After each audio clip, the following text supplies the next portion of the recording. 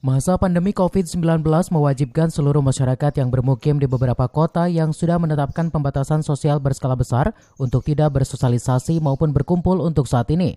Dengan adanya pembatasan di berbagai sektor, semua sistem ekonomi lumpuh, semua pasar dan mal dipaksa untuk tutup. Otomatis bahan masyarakat kesulitan untuk mencari bahan pangan. Di Kota Bogor, tepatnya di Kampung Warung Bandrek, RW 5, Kelurahan Bondongan, Kecamatan Bogor Selatan, di salah satu gang pemukiman warga disulap menjadi gang pertanian siaga COVID-19. Memang terlihat berbeda untuk gang warga yang satu ini. Pasalnya tembok-tembok dinding pembatas antara pemukiman warga dengan pemukiman perumahan mewah sepanjang 1.000 meter ini, sekitar 300 meternya sudah ditanami oleh tanaman-tanaman pangan, seperti bayam, kangkung, cesim, cabai, dan masih banyak lagi tanaman pangan lainnya. Heri Susanto, pria yang sangat peduli akan lingkungan tersebut, merupakan pelopor dari urban farming siaga COVID tersebut. Menurutnya, pada masa pandemi corona ini, warga harus siap sedia dalam berbagai hal, khususnya ketersediaan pangan. Jika masyarakat mau turut serta dalam pelestarian tanaman pangan di ibu kota, dirinya yakin jika pangan tidak akan mengalami kesulitan dalam mencarinya di tengah masyarakat. Heri pun mengatakan bahwa dalam proses pembuatan urban farming atau membuat pertanian di perkotaan sangatlah mudah dan murah.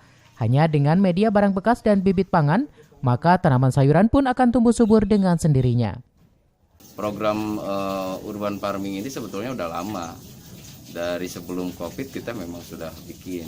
Dari 2015 kita sudah bikin bekerja sama dengan Dinas Pertanian, terus pemerintah Kota Bogor.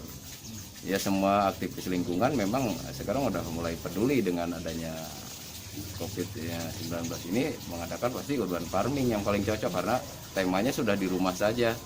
Makanya saya sebelum COVID itu saya datang ke rumah Pak RW 05 Warban ini, Kelurahan Bondongan.